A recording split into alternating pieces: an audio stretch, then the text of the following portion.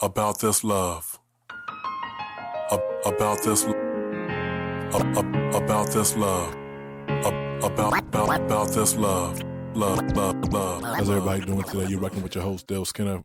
About this love podcast. I'm here with my wife Sherelle. Hey. We just this is just a continuation of episode 4. Marriage after years of dating and with children. Just a continuation with my wife again, just to kind of hopefully you guys are getting a feel for it now. I do one, she do we do one together. This is just a continuation. Before we begin, please do follow us on Facebook About This Love and Instagram About This Love. Tune into the conversations. Feel free to post or ask questions or topics you may want to hear. Without further ado, let's get to it. Go ahead, Sherelle. Start us off. Marriage after years of dating and children. What's your take on that? I don't have no take on it, Dale, because we didn't date long before getting married at all. I have no take on it. Absolutely. Well, but what's your perspective? What do you feel like? What do you feel like? Because I know today it's actually the norm. It's the norm. Like for somebody to be together for like 18 years before they get married, it's like that's norm. I mean, hey, my parents were together for like 13, 14, 15, 16 years before they got married. So I mean, I'm not sure if it was normal back then, but I know it's definitely normal now. It's actually it's normal. It's the way of life. But on the last podcast episode, I was more so approaching it from the perspective of somebody who would want to be married, but they are in a relationship with somebody who doesn't want to be married. And it's like, man, that's kind of like a deal breaker. But sometimes it's too late, or is it a deal breaker for who? Because I think we have that hope that somewhere along the line, I want this person's perspective of wanting to be with me. I want their perspective to change. I want their decision to change. What they want has to be what I want because we're in a relationship together, right? Isn't that how that works? Go ahead, say it. I'll say no.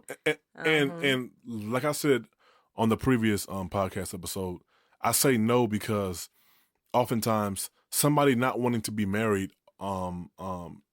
it's deeper. Sometimes a lot of times it's deeper than just them not wanting to be married. It's much deeper than that. And oftentimes I feel like when you are in a relationship with somebody and they've already made it known to you beforehand, it's kind of like you made the bed, now you gotta lay in it because and I think I feel like I'm sympathetic for people who were misled, but for those who were not misled and kind of knew what it was from the beginning, whether it's a dude or a broad who knew what it was from the beginning, it's like, well, you were fully aware of the person's opinion or views about that before you begin to engage them in the relationship, and you still chose to engage them in the relationship. So now that you're in a relationship with them, you already knew what was up.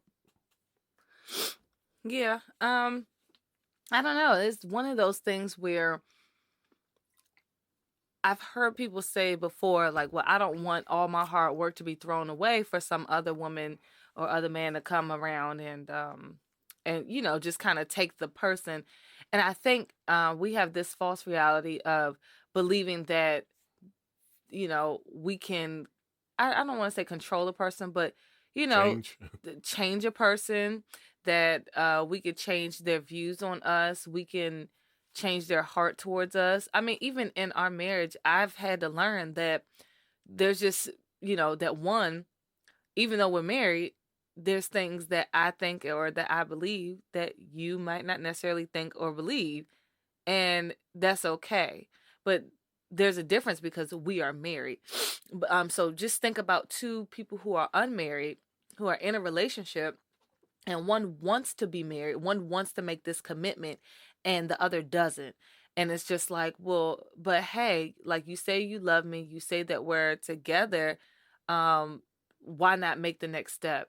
And a lot of times I would caution someone in that situation because it's like, well, there's a whole nother level to marriage and commitment where it's like, well, if they were to get married to you today just to make you happy, not because they want to be married, but to make you happy, it's like there's a whole nother level of commitment. That has to be done like willingly. Yeah, well, that won't be fulfilled in their heart. I think there's a level of responsibility that it's just kind of like, well, you want this, you wanted this, so I don't have to take responsibility for my actions in within this relationship because you wanted this, not me. And I think that's very scary. One thing I've always asked myself, ask the Lord, you know what would stop that person from leaving you if they already shown themselves. I think you said in a previous episode, um, if someone has shown themselves to be, their actions aren't matching up with their words, it's like, well, they didn't mislead you. You allowed them, or they didn't mislead you and you didn't know. You've allowed yourself to be misled. And I'm just like, well, if this person is saying, no, no, no, I don't want to be in a relationship. No, I don't want to be in a committed relationship in that way. I'm seemingly getting everything that I want from you, whether it be, we sharing the bills, we sharing the bed, so we don't need, why do we need to make that extra step? I mean, everything is all good already. I just don't feel as though we need to make that commitment, to put it on paper. I don't know. It's one of those things where, I feel as though, you know, I believe that there is, what do you call it? Like something missing. It's a word for it that I can't put my finger on it. Avoid? Like avoidance, or there's a lack, there's a lack of commitment in their heart. There's a lack of responsibility that they're willing to take. And I think that I don't think it's always that. Like, and I said it because I've spoken to numerous gentlemen about the topic of marriage, and I don't, because like I think was it you or somebody was telling me. Nah, bust them out, Dale. Call them. I forgot what you were saying, but somebody was telling me that you were talking about the TV show that we watch, Marriage at First Sight, or Love at First Sight. Oh, Married at First Sight. With a guy at the end where the guy chose not to stay married to the girl, and when they asked him why, he just said he just didn't want that responsibility. And I think that oftentimes I think that's what it is. Like when people, whether it's a man or a woman, come into a relationship and the other person want to get married, and they're like, I don't want that responsibility. But then my thing is, like, you already sleep with the person or living with them, so it's like, what responsibility are you talking about? The responsibility of them having your name? Like, what responsibility are you talking to? And again, I think it goes back to just the individual in a relationship, because it was like, if you were of a sound mind and of a sound heart, would you even be in a position years later to, one, have children with somebody, be with them for 3, 4, 5, 6 years, and still y'all not married? I mean, this is because I remember when you and I dated. I remember thinking to myself, man, I'm gonna give this broad, a year and a half. Hey, I ain't no broad. I'm gonna give this broad like a year and a half, 3, 4 years. Oh, well, I'm sorry. No, it was. I think it was 2 years. I'm max. Sorry. So wait. You said to yourself, I'm gonna get this broad. In my mind, I was like, I'm gonna give her like 2 years max. 2 years. And if we're not married by then, I'm gonna leave the relationship, because it's like I knew what I wanted. And when you know what you want from a relationship, you don't sit around waiting for someone to recognize what you want. Well, it's like and also you wanted the same thing, so it really wasn't a problem. I was about to say, let's rewind that, deal, because you ain't say, no, I'm gonna get this broad 2 years. I didn't say it to you. I said it in my mind. Okay, well, I'm glad to know that after the fact, because had you said that to me, it would have been like, excuse me, And not only that, when we first started like hanging around each other, even before, well, I guess in my mind, like we were still, friends getting to know each other. You said what you wanted. You said, well, this is when you were telling me about like, you were just telling me about other females that you had liked in the past. And, we definitely weren't, we just friends. we were just friends, because I would have been like, excuse me, I'm right here. Why are you talking about other females? Did you say he's just a friend? Oh gosh, here you go with the songs. But no, you said to me, yeah, I hate wasting my time with people. When I feel like someone's wasting my time, I roll out. And, it could be looked at one or two ways, or in two ways, I should say. Either one, it could be looked at as, man, this dude doesn't want to put in any time or want to put in any work into a relationship. Or it could be looked at as, man, this dude knows what he wants. And when you had said that to me, I was like, man, he really knows what he wants. And then I think I started to take interest.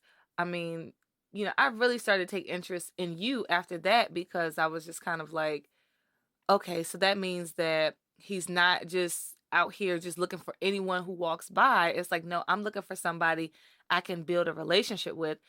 And I think that people get into relationships like, well, I mean, it ain't work out the last like 5 Joe Blows. So what I'm going to do now is, whoever this dude is, I'm just going to ride it out and see how it happens. And I don't think the conversation ever evolves from there, because I do know people who start off like day one. To me, that's scary though. To me, that's scary. I won't even say day one. That's scary. They start off looking probably at the profile picture. And I mean, come on, ladies. Like, we do that. We're just like, we size a person up. Like, I was laughing at the dude that proposed to the woman who proposed to the woman. Wait, what? The dude that proposed to the woman at KFC. Oh my gosh! Stop it! No. I'm not laughing. I'm not laughing at the fact that he proposed to the woman. I'm laughing because I thought it was funny, because a woman had put him on there was, what you say, it was on Facebook or something. Yeah. But a reporter, I guess somebody who's a reporter or something, or a journalist, had seen this man propose to his girlfriend in a KFC. And she said, man, he's so broke, he got to propose to her at KFC. And I was laughing because I was telling my wife, when I met my wife, we both were broke, but that's not the case anymore. And my wife, I was laughing at her because I was like, women nowadays, gold diggers, they want a man that's already come up, but they don't realize that, I know a few people that was, when they met their spouses, they was broke and busted and disgusted as far as like what they look like. But now, what they look like, how they live. Yeah, they live. But now, what I'm saying, they got their paper right and driving Lexus. So it's like, you can't always go by what a person looks like when you meet them or when you engage. No, if they 45 years old, and I mean, yeah. Wait, hold on. So you just gonna slap an age on it? They should have life together by there, yeah. At 45. But I thought it was funny because I was like, when I met my wife, I was broke too. So man, I thought, that's why I thought it was funny that the woman had put him on blast. But because of that, KFC funded the man's wedding and his they honeymoon? got in contact with him. Yeah. So they got in contact with the couple, and I believe a wedding planner kind of planned out their whole wedding itinerary for free $99. Won't God do it? Won't he do it? Dale, so what we got to do is go to maybe not KFC, but maybe Popeyes, and buy the chicken sandwich first, right? Buy the chicken sandwich, and then because there's a lot of people there, so we can go viral. And I'm gonna take my ring off. You could just, I don't know, maybe we could go get like a little bubble gum. Bubblegum machine ring. I haven't had a chicken sandwich yet. Okay, this episode is not about the Popeyes chicken sandwich, and we're just going left on this. I see. Yeah, but just to kind of, I'm sorry. I just wanted to. I kind of went left with that. You but can tell somebody's hungry. But my point, my point in saying that is that nowadays people, they don't want somebody who they perceive as broke. They want somebody already on the come up. But the reality of it is, you may find somebody who is broke, but when they get you, you may be their motivation for wanting to get on the come up. But anyways, But I don't. marriage, Oh. marriage after years of dating and with the children. Oh, okay. You were coming back around to Coming it. back to that. Yeah, because I'm just like, well, on the come up, is that why somebody would want to marry you because you're on the come up? Because what about the celebrities who prime example, Cassie and Diddy. That was like a big news story about how Cassie currently at this time as we're recording, and I don't know if you don't know who Cassie is. She was a recording artist who put her music on the back burner and dated P. Diddy, or Diddy as he's called now, and dated him for years. And I believe she's now in her 30s. She's probably like 32 or so. Oh wow. And yeah, His but 50s? yeah, Diddy dates young girls. But either way, she left Diddy, and maybe like a few months later, yeah, she left Diddy, and a few months later, she is pregnant, married. She married her trainer, and it's like, she didn't want to waste any more time. And so I don't know what happened behind the scenes, and we would probably never know the true story of or dynamics of someone's relationship and what happened behind the scenes. Wasn't in love. That's what happened behind the scenes. Yeah, but I think that's just one thing that's like out there on Front Street that we can see as an example of someone wasting their time, wasting years of being in a relationship with someone, and it not go anywhere. They don't want to be married. They don't want to settle down. And it's just kind of like, man, but this is what, in my heart, this is what I want. I thought he was going to change. And those people have money. It's not even that they're broke and, Cassie was looking for a come up. Like, I'm sure that she made plenty of connections behind the scenes where she can make her own money, especially during like this day and age where women are, making boss moves on their own. You know what I'm saying? And they feel like they don't need a man, and some, they're doing it without a man or a significant other. So I don't feel like she was, on a come up, but the fact that she just kind of, after, I don't know how many years they were together, but, now she's pregnant and married, and people see that as a, dang, she left Diddy and she really was serious about, her, like, moving on with her life and having children and things like that. I want to give an example. It was before I met you, Dale. And I've shared this with you before, and I've probably shared this on the podcast before, but it was before I met you, and it was this person that I was really interested in. Mm-hmm. Like, and, I thought he was like sent from the Lord and yada, yada, yada. He was, I guess, marking all the checks in the boxes. And, one day I said, hey, what is this? What are we doing? Like, where do you see this going? And it might have been a month in, but, I had made the mistake. I already planned our life together in my head. Okay, come on now. Somebody please leave in the comments. Please drop in the comment section if you've done that before, because realistically, we as women, I feel like we do that because we just do. We think about this. Well, let me be the first one to tell you, if that was ever told you before, ladies, that is very foolish. But continue on. It is. Let me just tell my daydreamy story, okay? I had planned our whole life, and and he even said oh, well, I want you to meet my mom and this and that, and I was just like, oh my gosh, jackpot! Exactly. He want me to meet his mama. It's going good. Want me to meet his mama? It's solidified when you meet come to the family cookout. I was gonna say, if you go into the family reunions, the cookout, it's a thing. But he was still seeing other people, and he was still telling me that was the thing. That's one thing that you said. If actions aren't matching up with your work, a few podcasts ago, I said that. Yeah, but I mean, it could still be applied here, and I was just kind of like, okay, let me actually a friend and client of mine at the time had encouraged me.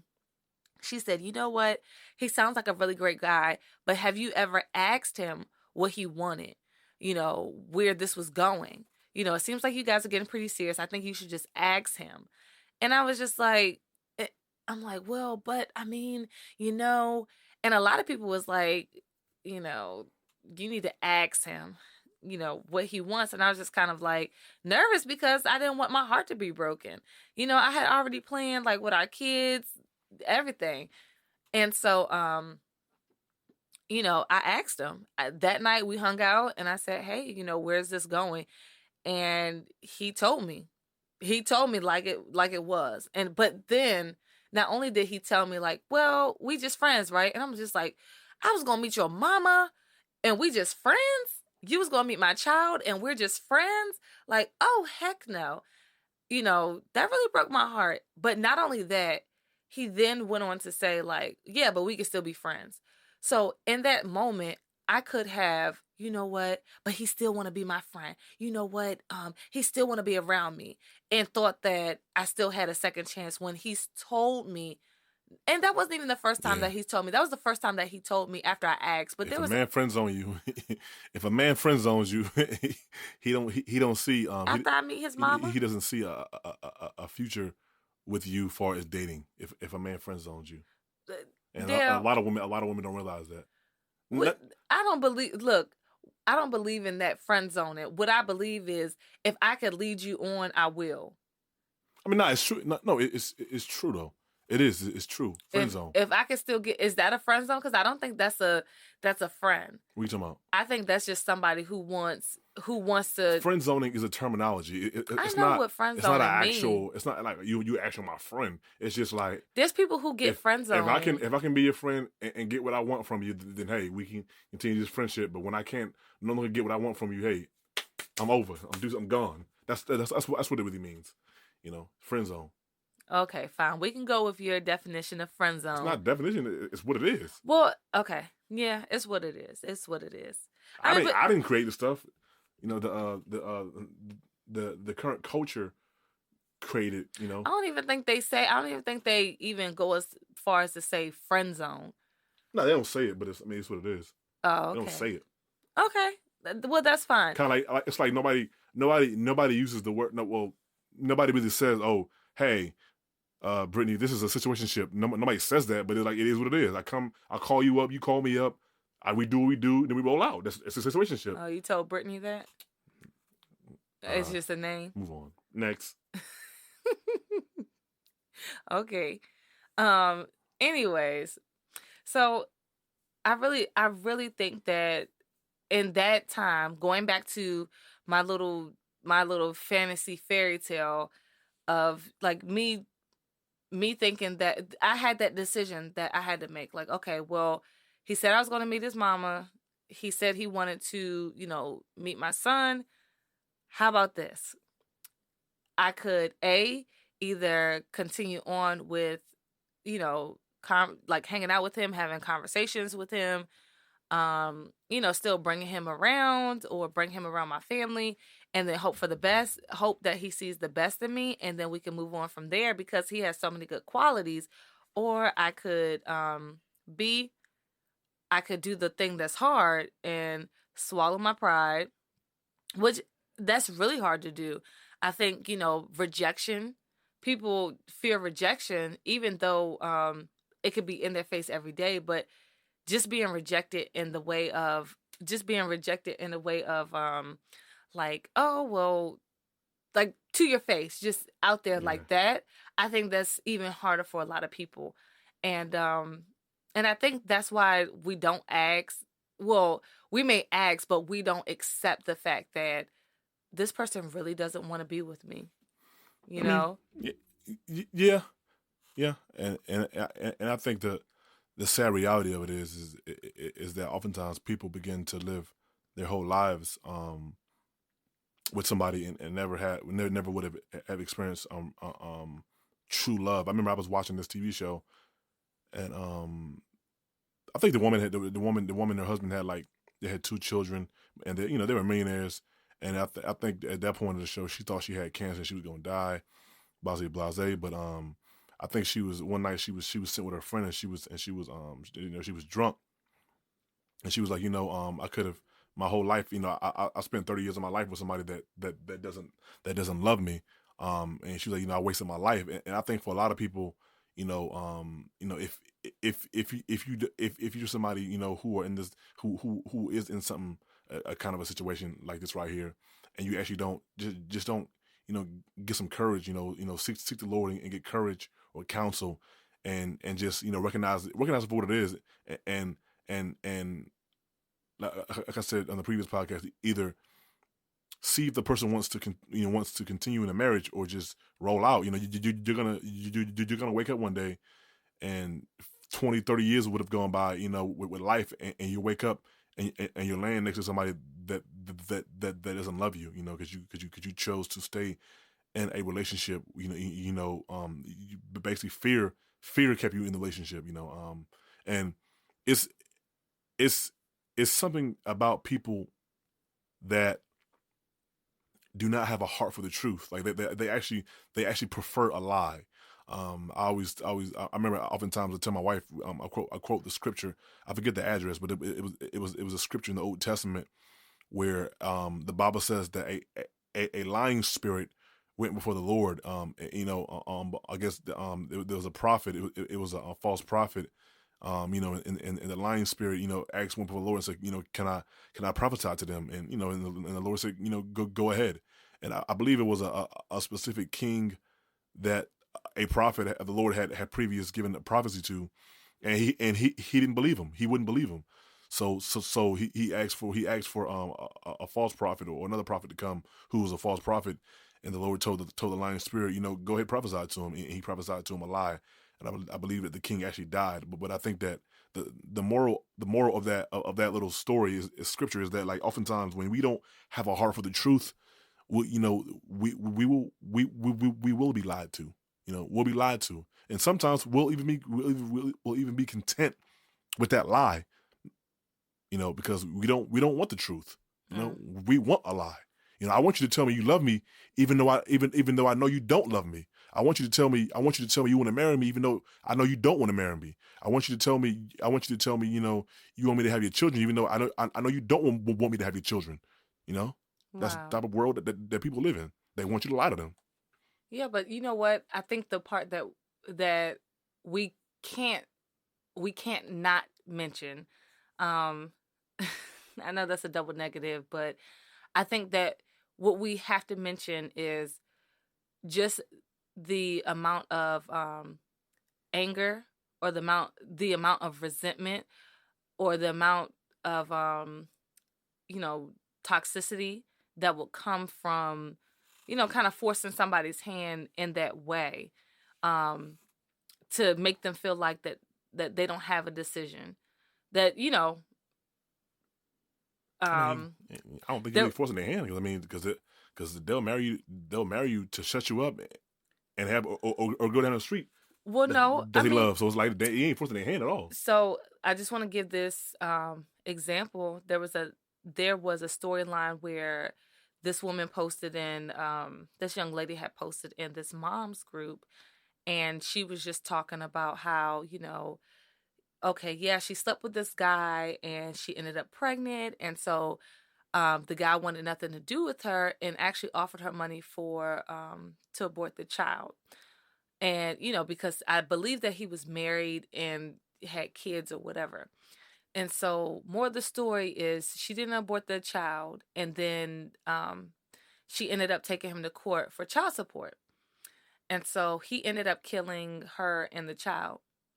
And you know that reading the story, or seeing how things played out and reading people's comments about that story, people were like, well, you put a child on him and he didn't want that, or, oh, that's so sad because, he, excuse me, he laid down with her. But I think that,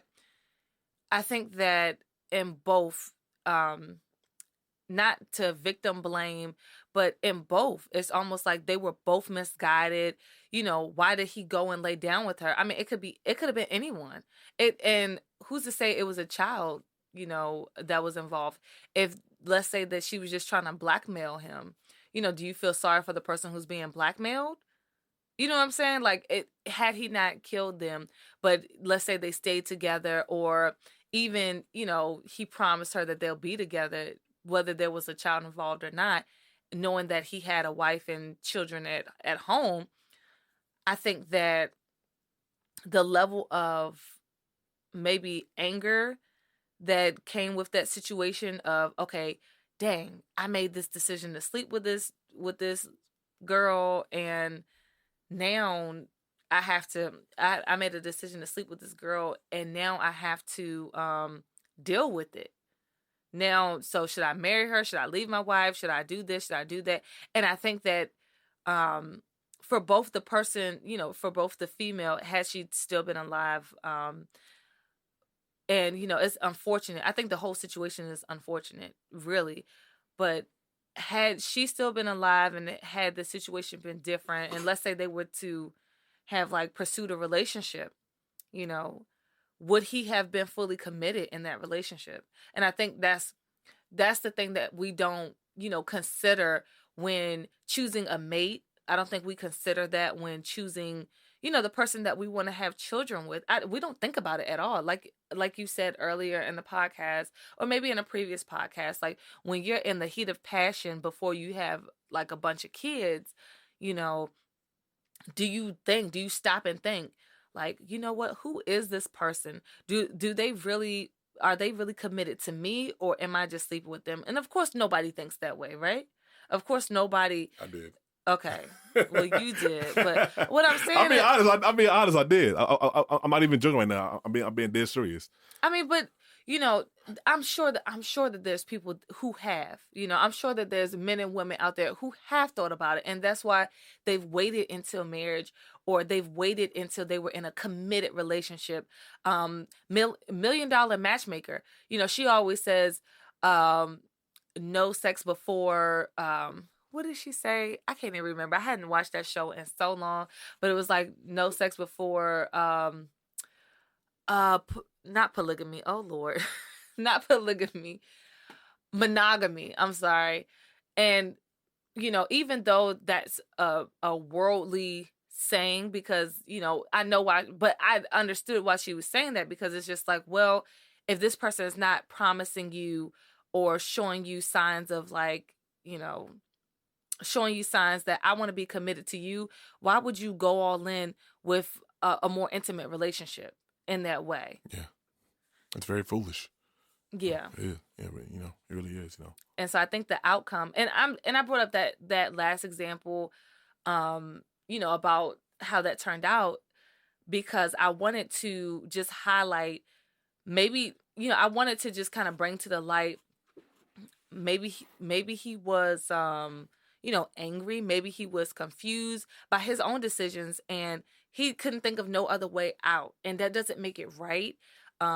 It's very sad, but it's also too, are you willing to lose your life over being with somebody? Whether it be you actually, die from, you actually die from being abused, physically, or you go into a deep depression because that person did not, turn out to be who you thought they were, going to be. What's even more scary, and it actually kind of baffles me. It baffles me a lot, because oftentimes you do hear stories of where people, young men get women pregnant. And in the back of my mind, I'm like, yo, are people that trusting that you would trust that somebody that doesn't have an AIDS or HIV? Like, are you that trusting? Like, is that? I don't think people care. I mean, what? No, you're 100% right. People don't care. But I'm just, in the back of my mind, I'm always like, yo, are you that trusting that you would just trust? You would trust a moment of passion with the totality of your life, like. This person, does they have AIDS, HIV? Like, do you know? Like, do you know?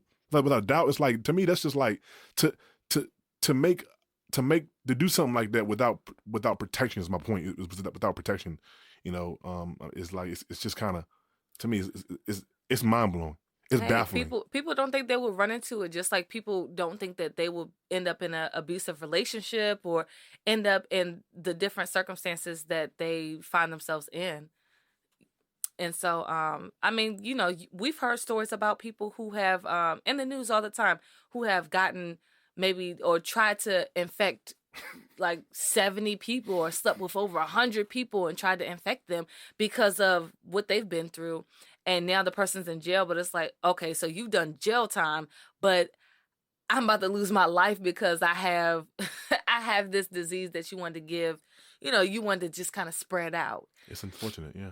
Yeah, it is unfortunate, but you know, I think just going back to, you know, bringing it back home base, as we're closing out this podcast, I believe like my closing remarks would be that I think that we should take a step back, um, and really assess our relationship, whether we've been in this relationship for, I don't know, 5 to 7 years, and you know we're still not married, or you know what, even if we are considering someone, you know, considering dating somebody, to see where it goes.